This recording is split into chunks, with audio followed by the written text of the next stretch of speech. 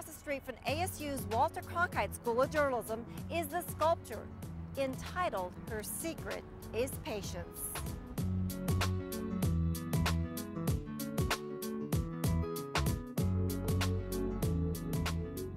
The city selected artist Janet Eckelman to create the landmark sculpture.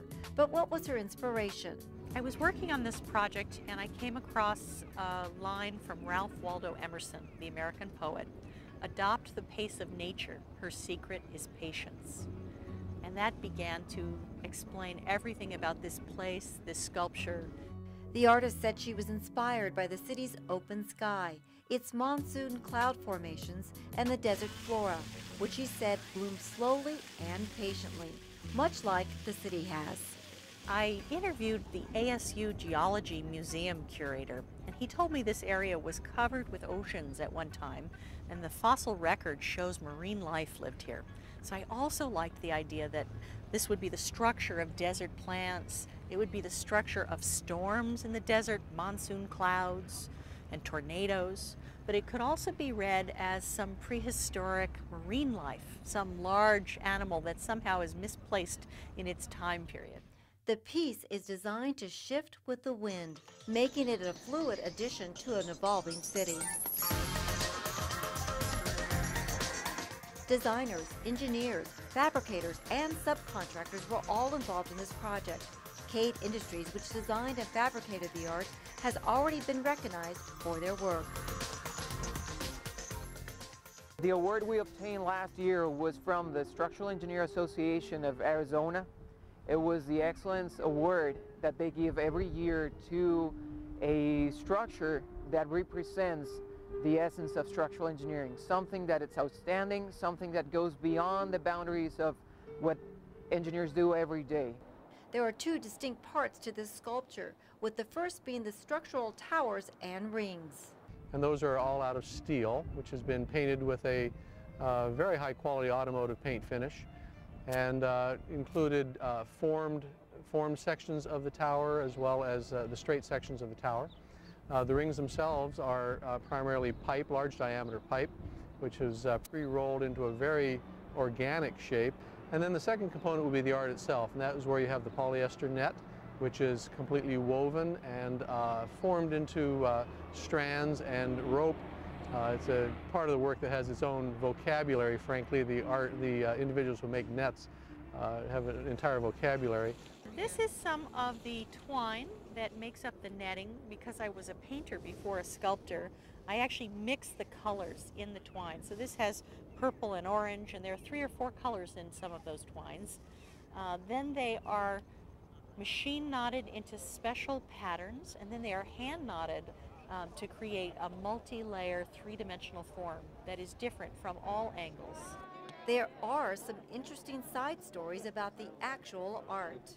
From the beginning, the artist had the original idea of having spoke pattern cables from the outer ring to the inner ring. And due to the stability analysis that we did to confirm to the city of Phoenix that this was doable, we actually proposed to have star-shaped instead of just the spokes that I was mentioning earlier. And the artist actually loved it. She agreed that it was something that was pleasant.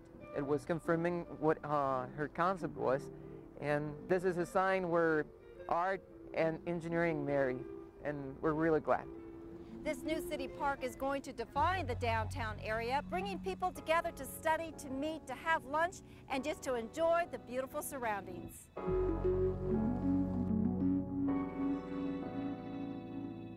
And at night, another impression is revealed through lighting and color. There are 20 different light fixtures positioned around the piece with color filters that were custom chosen to make the piece look as if it is glowing rather than having light put on it.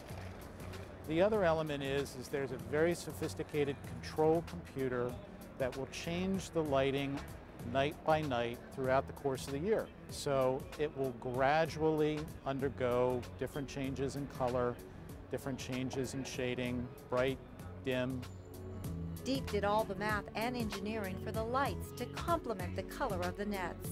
The colors are very specifically chosen to correspond with the colors of the net so that, again, you get more of a glow. The Artist Select panel felt that Eckelman's proposal was unique in the sense that it was art hanging in the air and not wasting valuable park space. I think what the panel was looking for was a really iconic piece that was going to create a central focus for downtown Phoenix. And when Janet proposed this piece, and we also saw pictures of the piece that she did in Portugal, we were just struck by the movement of it, and we thought that would work really nice down here. And also just the fact that it was really different from a lot of the other things that we were seeing.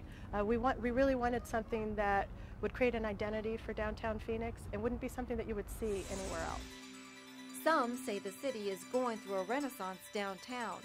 Ed LeBeau from the Arts and Culture Office agrees. Great cities are like great meals. They're not made of just one thing. And when you look at how downtown has developed in the last 20 years, you have the great sports venues, you have a great new convention center, you have great symphony, you get great museums, and you begin to get great restaurants and great nightlife and great street life and great public art.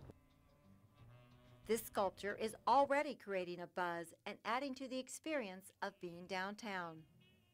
I can tell you the last few nights we've been out here tweaking the lights on this project, and ball game let out, light rails traveling right by, and as this light rail car slid by here, you could see everybody in their red Diamondback t-shirts suddenly look to see the lighting on this and point, and you can just see the kind of enthusiasm and excitement. It'll create that draw. We think it will bring people downtown. They'll want to see it. They'll hear about it. People will be talking about it. It'll become the central focus. I think it'll become a meeting place downtown. I think other businesses and stuff are going to sprout up around this, and it's the sculpture, it's the park, it's all of the things that are going to happen here that are going to make this place really incredible.